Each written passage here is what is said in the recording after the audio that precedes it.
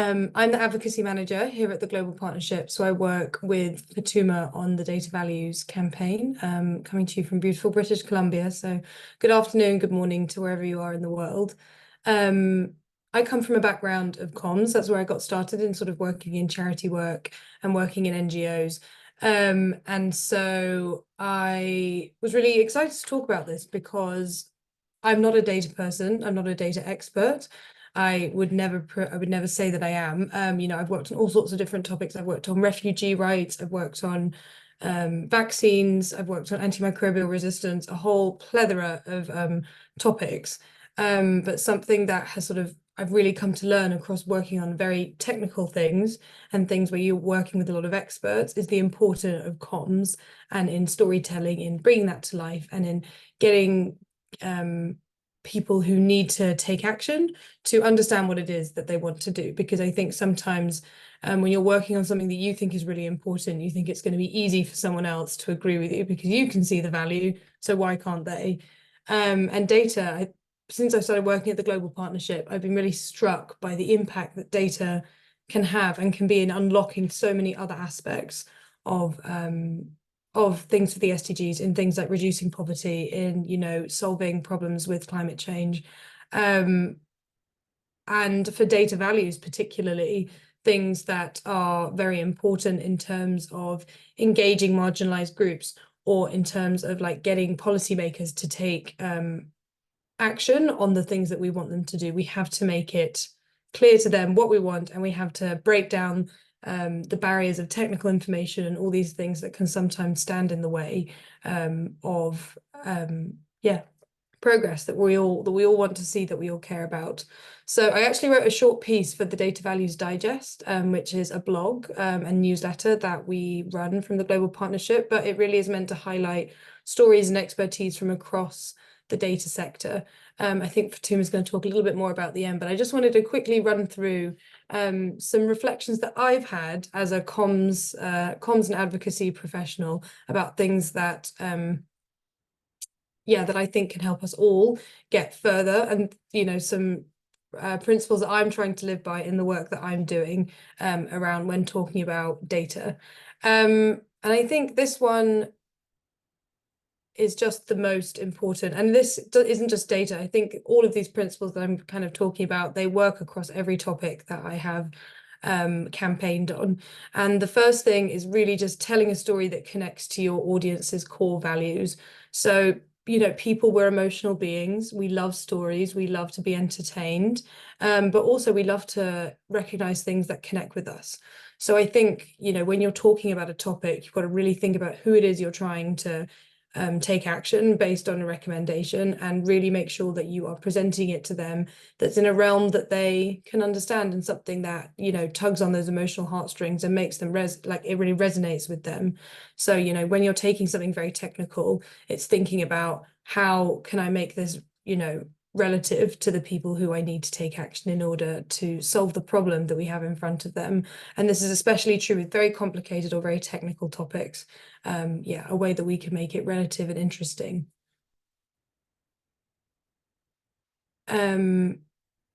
Secondly, this is connected to the first one, but as sort of a subsection of that, is really thinking about how you can make it relative to things that people not only understand and identify with, but something that they really care about. So, something that we work on a lot is, particular data collection systems, but how can we explain that this is going to help solve climate change, or this is going to protect, this is going to be protecting women against violence, or helping children, or helping to end hunger.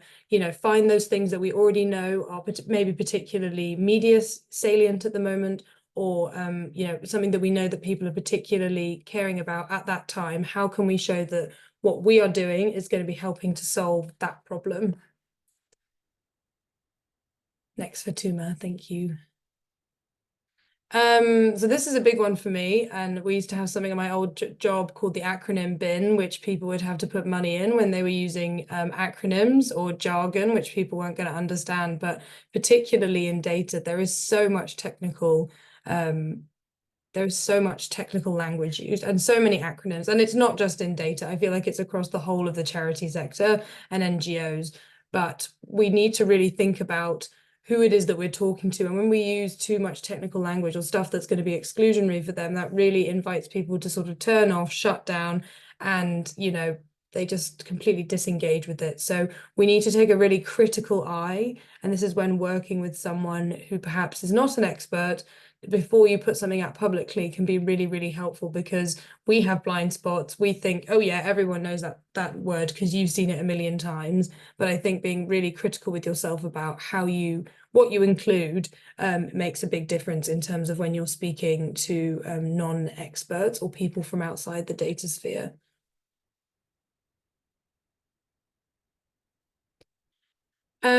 This point, in terms of promoting the positive without sounding naive, I worked with a great organization in the UK called the Frameworks Institute, and something that they really helped me understand about framing is about how much we as humans want to feel positive, and we want to feel like there's something that we can do. So I think telling the story that we've already spoken about and understanding how this contributes to, you know, very big, very overwhelming problems. Something like climate change is a great example of this, where people care about it a lot, but they can very easily feel overwhelmed and feel like they can't do anything. There's nothing that there's nothing that they can do, so they just switch off. And I think this can be the same with a lot of the problems that many of the organizations who will be here are working on. You know, world poverty, hunger, all these sorts of things can feel incredibly overwhelming. But if you can talk about it, the work that you're doing, and show that you are having a positive impact, and how their support can help you have more of a positive impact, can actually help create traction against these giant problems, this really helps people to stay engaged and not sort of switch off and feel like there's no point in doing that at all. And then finally, I think this is one of the most important one. This is something that is often forgotten, is that we have to make it super easy for people to both read, take on the content, and then to take action. So yeah, there's a few sort of key ways to do this here, but I think just making sure that you're having that executive summary, that you're seeing where people are, rather than necessarily thinking that people are going to come to you. I'm sure that these 5 things that I've presented are sort of common knowledge to so many of the comms professionals here, but you know, coming into the data world, I just think that there's so much that data can do to solve the world's problems. So I'm very excited to keep working on that and keep working with you all. And yeah, these are the principles that I'm taking forward when I'm doing my advocacy and comms work. So thank you so much. Really great to meet so many of you, and hopefully we can work together more going forwards on data values. Thank you so much, Lydia, for sharing some of the connections between data storytelling and data values. If anyone has any questions on anything that Lydia shared, please feel free to add those questions into the chat, and then we'll address them near the end of the session. So without any further ado, I'm really excited to introduce our first guest speaker of today. Please welcome Bronwyn Robertson, the co-founder and director of Data for Change, an organization that creates data-driven solutions to address and tackle various global issues. Bronwyn, over to you. Thanks so much, Fatuma, and also Lydia, for the opportunity to share some ideas on data and storytelling today. I'm Bronwyn, one of the co-founders of Data for Change, and I want to start with 2 questions for you to think about. The first is, what is data? What do we think data is? And the second is, where can we find data? I think that if data is anything that you can count, measure, or describe, then it follows somewhat logically that data can be found anywhere and anything can be data. I was super pleased to see in the poll that we did at the beginning that curiosity and creativity were right up the top, because I think that it's really important to think about those, not just in data storytelling, but in working with data in general. While I talk a little bit about Data for Change's approach to data storytelling, I would love for you to feel very free in the Zoom chat to share your thoughts and ideas also. Loads of you have shared your name, where you're calling in from already. So I would like to invite you to share a data fact about your day. So I will get started, and you can put the next slide up, Fatuma, because my fascinating data fact of today is that I've hung 3 loads of laundry. It's an average day, actually. There's sometimes 6, sometimes none. With 2 kids, there's always a lot in the winter. If you want to play along, if you haven't introduced yourself already in the chat, feel free to type your name, your organizational affiliation, if you have one, and where you're calling in from. But I would love to have some really obscure data facts in your day. I guess you could think about how long you've been awake, the number of pages of a book you've read, number of people who've said no to you or yes to you. And while you do that, I will get to it. So at Data for Change, we work across 3 really intertwined work streams. I think you went one too far, Fatuma. The first is coach. So our approach to coaching focuses a lot on learning through doing. And maybe you wonder why we say coaching instead of training. And that's because for us, coaching is about guiding and empowering people to develop their own understanding and skills, which we hope fosters a mindset of curiosity, critical thinking, and confidence when it comes to working with data. I will circle back around to being curious, critical, and confident later. But we think that working with data is about asking why first, and then what. So why does this matter? Who does it matter to? These are a lot of the things that Lydia touched on in the top tips that she provided. But who needs to know about this? What data would illustrate the point? How do we collect it? And how do we communicate it in different ways to different people to achieve our intended impact? You can tell the same story in many different ways. We like to say same story, different stakeholder as a way to remember that. The next slide talks a bit about, or shows some of the different ways that we've worked with some of our partners.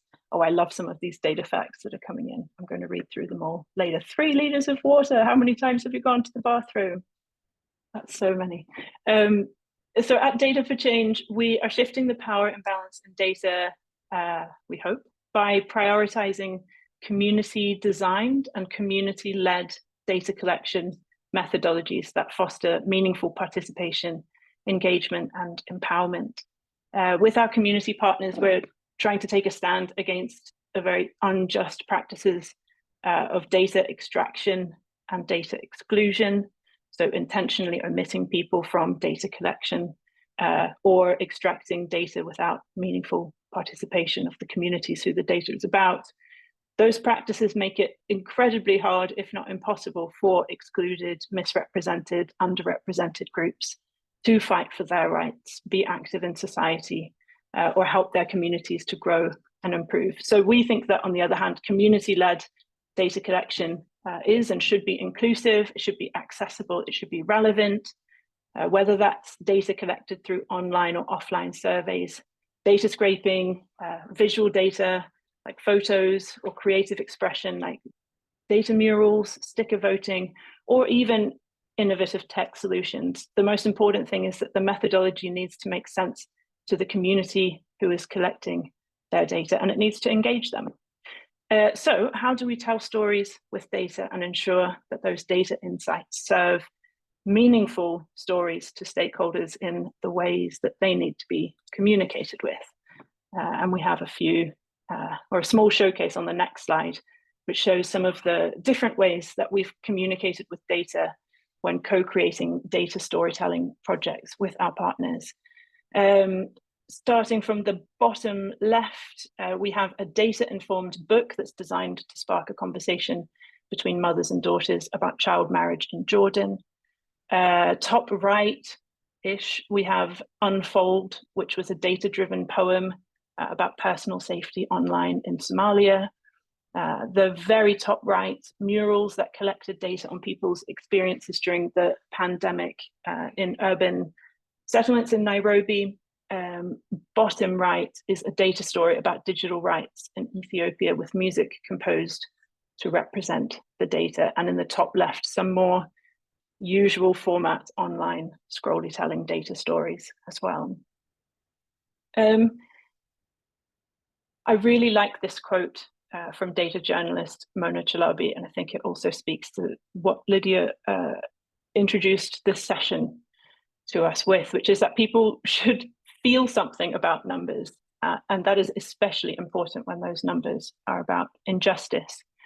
So when we're working with data, we need a certain curiosity first to find patterns in data that will give us insight, but also make us feel something. And that's why telling data stories involves really digging deep to find the why and the stories that explain the patterns that we are seeing. So why first, and then what? Same story, different stakeholder. So let's take a look together into how numbers might make us feel when presented differently. Earlier, or 2 slides ago, I showed a small visual from a data-informed book that we co-created with a partner in Jordan. So we can use that same data to do a quick exercise on data framing together. Data framing is about presenting information in a way that highlights a specific message or point. It's not about making the data look better. It's about choosing how to present it clearly and responsibly, a key part of effective communication. You are making a decision about how to present your goal, data to achieve your goal, and emphasizing what you think is important. But of course, it's important to communicate clearly and honestly and not to mislead your audience. So on the left, we have some data that the Jordan Times was reporting from the National Statistics Report. The key information is that in 2021, there were 76,000 marriages. It was a 12% increase from 2020, and 10.3% of those marriages involved children, although the article refers to them as the age group of under 18 and chooses not to use the word children. On the right-hand side, we have 5 different ways of saying essentially the same thing. I will read through them, and I want you to think about which one you feel resonates with you the most. There's no right or wrong answer. It can just be interesting to see how 50-ish people perceive numbers when presented differently, at least interesting for me. So I will read them aloud, and then you can type the number that you feel speaks the best to you in the chat. Oh, Andrea, jumping the gun. So number 1, 10.3% of marriages were child marriages. Number 2, 7,828 children were married. Number 3, 1 in 10 marriages involved children. Number 4, on average, 21 children married every day. And number 5, nearly 8,000 children were married. Got a really good spread across most of the different numbers. And that really shows that there are different ways of presenting the same story to different stakeholders. So the key is to find out who you are speaking with and what is the best mode to communicate the information to them. On the next slide, just a few more kind of close-up pictures of the interactive data collection and communication project with our partners. They were creating live charts with string and using stencils. So this was about touching and feeling data. On the next slide, we have Yemen's invisible war. This was 44,000 data points on airstrikes in Yemen. To put that into perspective, it was an average of 32.8 airstrikes per day. For me, that was easier to comprehend than the number 44,000. And on the next slide, just close-up images of the Hear the Blind Spot project being performed in schools and breaking down barriers between sighted and non-sighted children.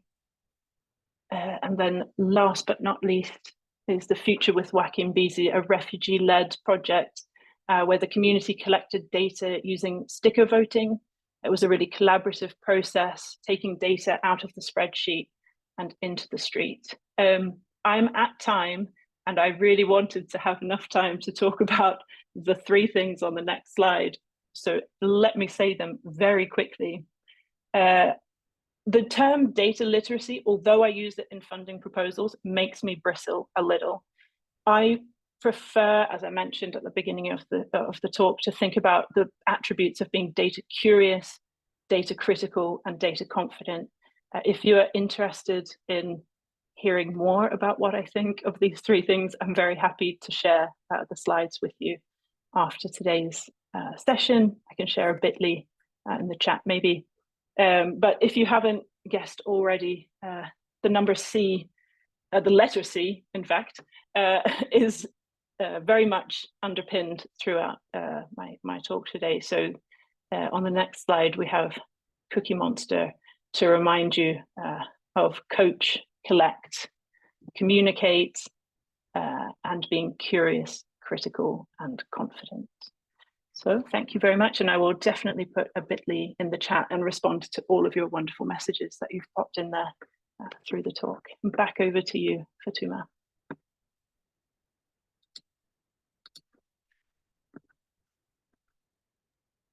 Thank you so much, Bronwyn, for sharing. Next, we have Jillian Randolph, Communication Officer at Chasky Global, a data-centric storytelling and communications organization. Over to you, Jillian. Hi, thanks guys. And Bronwyn, thank you. I always take so much notes during your talks and I always learn so much. So thank you. I'll just go ahead and dive in. But before that, no, you can go to the next slide, Fatuma, that's okay. I just want to mention my cats might appear on my screen or you might hear them tumbling around in the back. Regardless, everything is okay. They're just really rambunctious at this time of day. Before I get started on some different examples of our data storytelling pieces, I really want to center strategic communications as like a foundation for our advocacy initiatives. So this is an advocacy framework that I came across when I was studying for my master's in public health. And it's actually an advocacy initiative. Oh, two cats. But I woke up to one on my chest. Sorry, I see your chat, Mike. But this advocacy framework was taken from actually an educational advocacy framework called Getting to Outcomes. And it essentially posits that if your goal is transformational change, these are different pathways that we can travel through. And it then defines different, immediate and long-term outcomes at each of these steps within each of these buckets. So in terms of building power, we see that communicating strategically is one of the first steps on the pathway for both transformations of institutions as well as individuals, communities, and outcomes. And I think that this fits really well into the Data Values campaign, as we're all sort of working in our different spaces to either change our national structures or change how people are able to relate to the data and how they're able to also join our causes and how we can build power for those. So for the examples that I'll show you, I'll kind of refer back and forth to this chart. We've used this framework to really help other organizations around the world structure their own campaigns and initiatives. So yeah, I'll be referring back to this and feel free to ask any questions in the chat about this and I can send it out later as well. You can go to the next slide, Fatuma. So I talked about this at Data Fest. It's just such a fun example. We worked with the Millennium Challenge Corporation's data collaborators for a local impact, whereby they did a data literacy campaign with designers. And this was in Tanzania, and we worked with the Tanzania Bora Initiative, which is a youth-led initiative in Tanzania as well. And what they were doing was they were building data skills with a specific data set about health and health outcomes and gender disparity in a specific region in Tanzania. And this was the winning design. So this is a kanga. A kanga is a traditional textile worn around East Africa. And they typically include a pattern on the border, a pattern inside, as well as like a central image, and then a cultural saying at the bottom. When I presented this at Data Fest, one person mentioned to me, they came up and said, this makes so much sense. Women will like sometimes try to send a message to their partners by wearing like a different kanga around the house if they might be mad or happy or something like that. So it was just quite interesting to hear that. And so this one was the winning challenge, and it took the data point, every 1 in 2 women experience domestic violence in this region. And they put the adage, if you keep quiet, they will make you cry. So it's socializing this idea without necessarily having to put that exact data point in writing, you know. So he represented the 1 in 2 women by the alternating filled in hearts that you see on the border.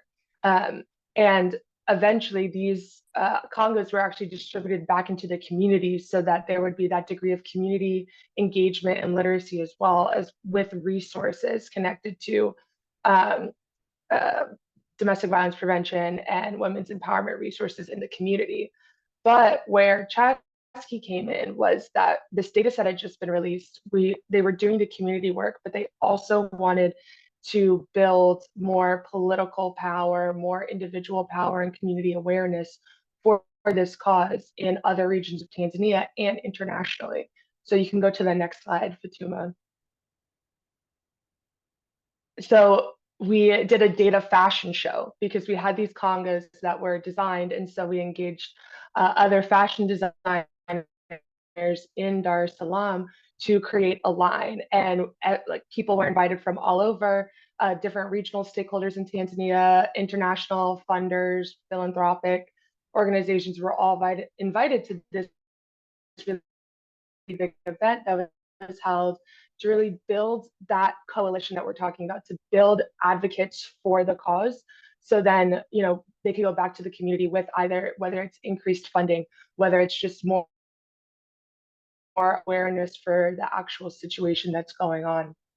So this was just one example, and I want to pause to sort of just talk about the role empathy plays here. That's my main goal in a lot of the just creative data-driven communications that we try to do, and I think both Lydia and Bronwyn have touched on this, that encouraging empathy in people is really the way that we can get them to support our causes. And empathy, as Bronwyn just demonstrated with our preferences for the different data points, it relates to our understandings, and just by us relating to different messages, we can design different communication tools. And a fashion show was just one, and some people really excited about it. Maybe it's not your jam, maybe you don't like the colors, that's okay. But we can still design new projects and just new pathways to really socialize our messages. So we did a similar event. You can go to the next slide, Fatuma, in Madagascar recently. So last year, through the Mandela Washington Fellowship sponsored by the State Department and implemented by IREX, we worked with an organization called Women Lead Movement, and they had just in Madagascar, UNFPA, the United Nations population had just put out a new data set on the status of gender inequity and human trafficking in Madagascar. It was the first report in the nation's history to include information on human trafficking. And Women Lead Movement is all about women's empowerment and really connecting them with resources and fighting against gender-based violence. And so we engaged a designer, but we also engaged other multimedia artists to socialize this new project that Women Lead Movement was trying to gain support for, both financial support, but implementing partner support as well. So we were able to solidify 3 new partners who would give women who are identified through the program that Women Lead Movement was running jobs. And then actually 3 months ago, Women Lead Movement secured full funding for this project with the connections that were made through this event.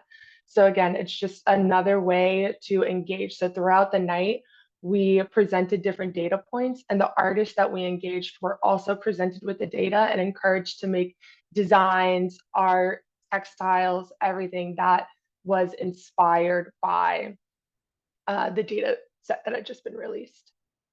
And then finally, one more. This is our work. So Chesky Global is based in Charlottesville, Virginia.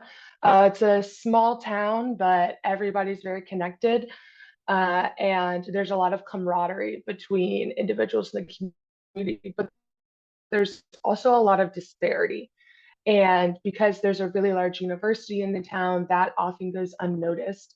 So we've worked with them in various ways. One was to design this data mural that you'll see on the right and to really make it engaging. So the location, the things that we're including here, were all really important to encourage that engagement and then also build, solidarity and support amongst community members. And then you'll see on the left, this image is actually one of my favorites that we've done. It comes in the middle of a report. And so there's a ton of data, statistics, and everything leading up to this.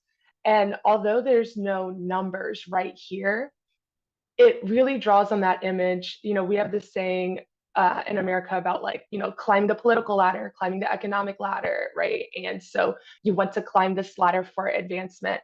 And what this organization believes is that poverty is one of the leading determinants in negative health outcomes, negative economic outcomes, and negative social outcomes. And so what we did was we compared the importance of early education for both of these groups. So those starting out with poor early education, right? And those starting out with equitable access to early education and where that might put you in the rest of these buckets and how that might advantage or disadvantage you.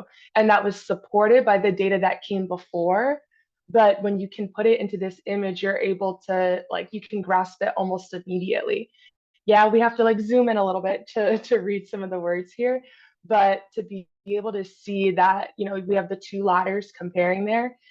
And if we're like, oh, is this actually accurate of the data? You can go back in the report and see those numbers right there. So yeah, these are some of the projects we're working on. I wanted to try to incorporate some answers to some of the questions that were asked before this session. And one of the questions that really stuck out to me is, whoops, sorry, I'm looking for it really quickly. Oh, what needs to change about data collection in order to ensure a strong foundation for data storytelling? Stories are about people. And so quantitative data collection, in my opinion, needs to be combined with qualitative data collection as well. You cannot tell a story about somebody without asking them about their story. And this really ensures that we're putting individuals back into these really large data sets that we're at times, tasked with communicating and spreading information about. And yeah, just putting the individual back at the center of our stories will also encourage that empathy that for me is the biggest win in a successful communication endeavor for me. So I'll stop there. And if you have any questions, please absolutely toss in the chat, and I'll also put my email in here. Thank you so much, Jillian, and totally hear you on that very powerful message at the end around combining the qualitative and the quantitative data when it comes to storytelling.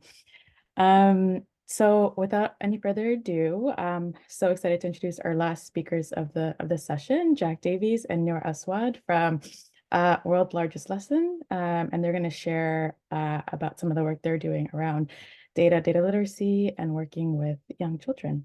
Over to you all. Thanks so much. Yeah, and thanks, Gillian and Bronwyn, that we're going to steal some of those ideas. I hope that's okay with you. So just to kick off, I liked how you started with a question, Bronwyn, so I've just moved some slides around. So the question is, does anyone know where this is, what this is? If you know either what's being projected onto the side of the building or what the building is, let us know in the chat. I can't offer you any prizes. So we are World's Largest Lesson, part of Project Everyone, which is an education nonprofit working in partnership with UNICEF and UNESCO. And we're we were created back in 2014, just before the agreement of these guys, which some of you might have recognized on the side of the United Nations headquarters. So these are the Sustainable Development Goals, the most ambitious agreement ever made by world leaders. The thought that all 193 UN nations would agree on anything today is kind of unbelievable, but in 2015, they agreed to all of these things. And what's powerful about them is not only the agreement, but the fact that for the first time internationally, we were recognizing that you can't achieve health without education. You can't achieve education for all without gender equality. You can't achieve gender equality without addressing climate action. All of these things are completely linked. And this is a mandate for governments everywhere. And more importantly, the people that work for governments below the level of leadership. So civil servants all around the world have been working on these goals ever since they were agreed, even when their leaders seem to act against them. So our first job was to create these icons and logos and to really bring them to life. And part of the reason we're here speaking to you guys is because what we do at Project Everyone is try to make quite complicated issues more accessible for everyone. And it started off with this big campaign called Tell Everyone, which is basically try and make the SDGs famous. So I'm really happy that you guys on this call spotted the SDGs. I wouldn't say we've managed to tell everyone, but they are a lot more famous than they were. And that's thanks to lots of creative communications, tactics from music. You've got Chris Martin and Ariana Grande at the top, to animation, Mr. Bean, activism and campaigning, pop culture, even a snowball fight that looks like down at the bottom. So what our mission has been is telling people, engaging people in the issues that matter using communications, campaigns, creative methods. And so our team, the education team, is all about applying that approach through education. And so since 2015, we've been trying to help children and young people learn about the global goals in order to give them some hope, in order to help them understand the issues that matter to us all, to our survival as a species, to our prosperity and our peace and well-being, and also to understand themselves as connected to children and adults all around the world. And finally, to help them feel like they could be change makers. And that's why I came into this work, because I wanted to help young people feel like they have a role to play in making the world a little bit better. It's not just about leaving it up to politicians and leaders. It's about all of us playing our part towards making the world a better place.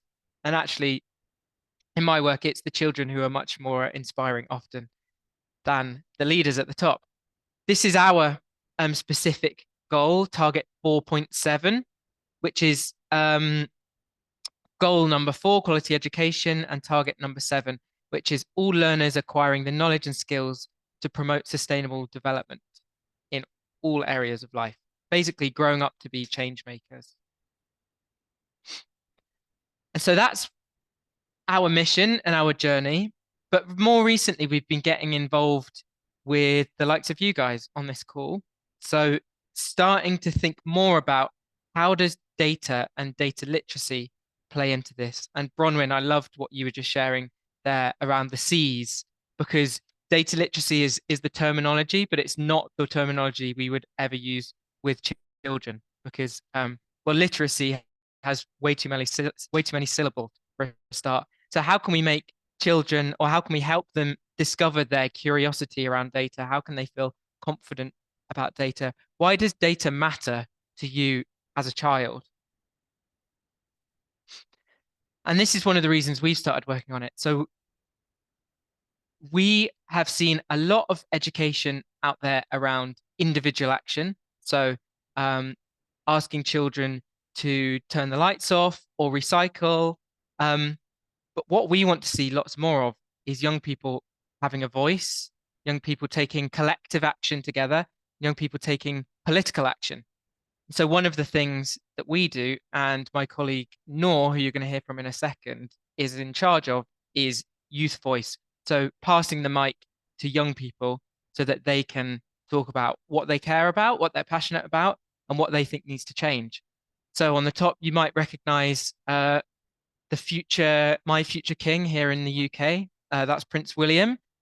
Listening to the idea of this student for an eco-innovation around building a waste-free world.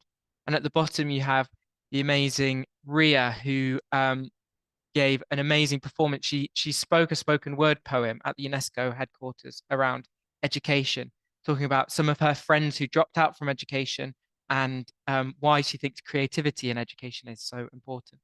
So passing the mic to young people so that they can feel like they have a part to play rather than telling them what to do.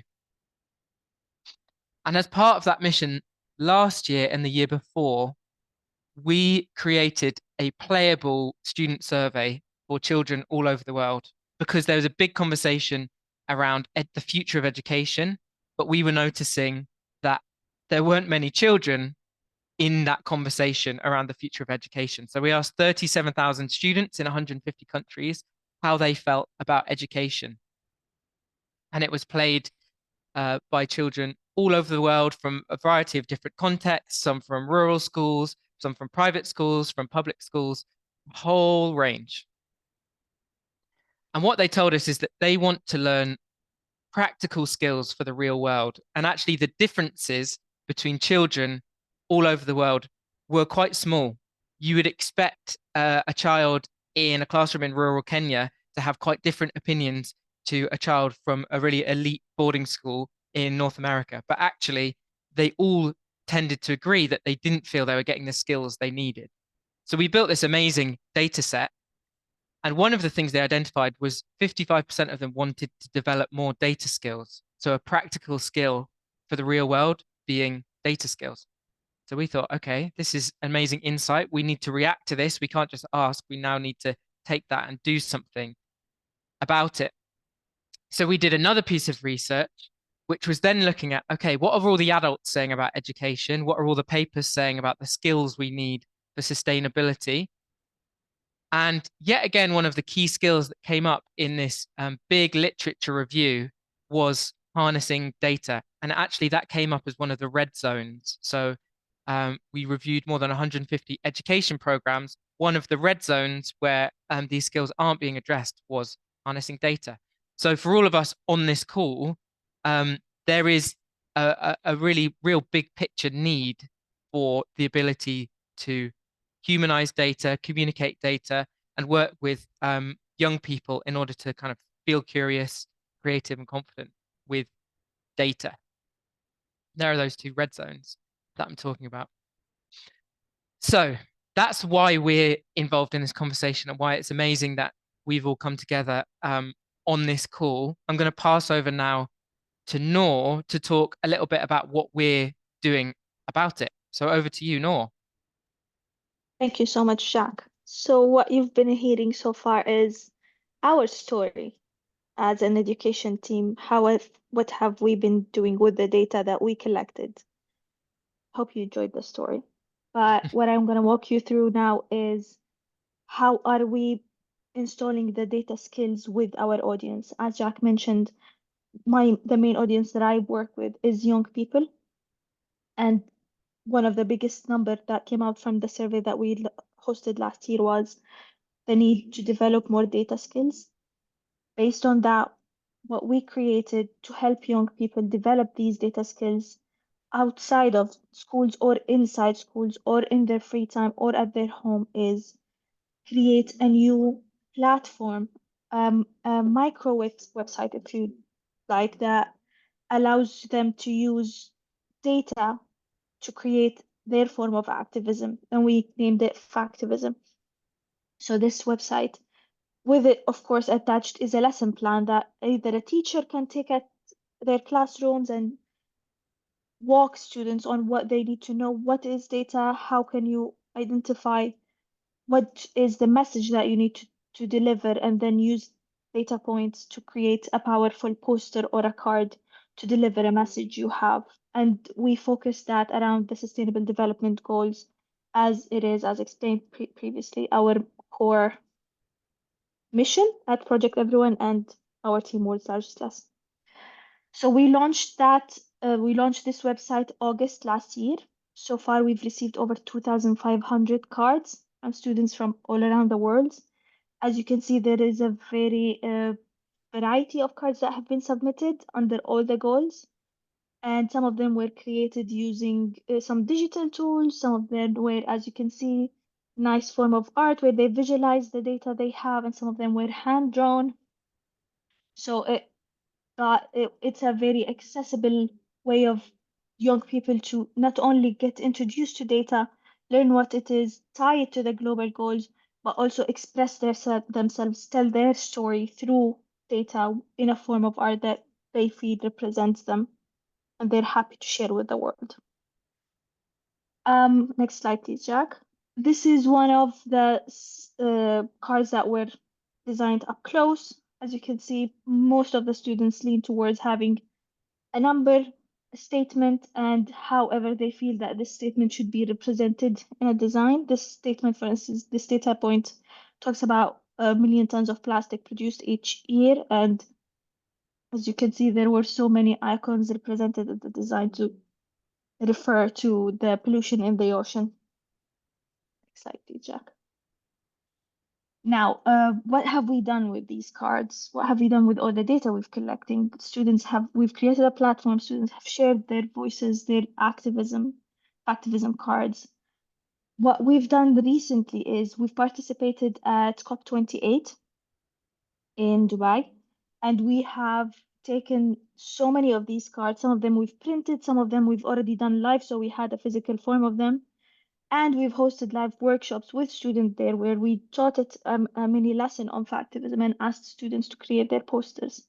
So we created more, but also shared some of the work that they have created within the space of COP. And we've taken pictures of a lot of change makers and adults around the space with the posters that students have made to deliver their voices as much as we can, share the story, share the message. And we have more plans to take this further. So Factivism as a website itself was one tool to address or plant data skills within our audience. We have more plans on doing those through storytelling, as we are now in the progress of creating a video series that is based on interviews with young people who have used data to create projects, to create a social change for the global goals. The faces you're seeing in front of you are just examples, but we are reaching out to different change makers who have created projects in their communities, in their countries to target the global goals, and they build their solution or innovation around data. So we are trying to create a series of stories with them to share them with students, with our audience, and with everyone in a way that can reach as many people as possible. As for the picture you are seeing in front of you is something also in the making we're creating now, and it's a card game that helps to teach data skills through storytelling and data visualization, where you can pick a card that can have a data point and then you pick another card, and with it you get a challenge that either asks you to tell a story based on, imagine you are this, tell the story of that using the data point that you've just pulled. Or for instance, imagine you're an astronaut floating now in space. How does this data point impact the Earth from your point of view? So as fun, as interactive as it could be for a teacher to take 10 minutes out of their class a day, pull a card, run an activity with their student, keep it happening, keep it real, but also as fun as it could be. And with that, I wrap up my bit. I hope it was, I'm still on time, but if you have any questions, I'm more than happy to answer them.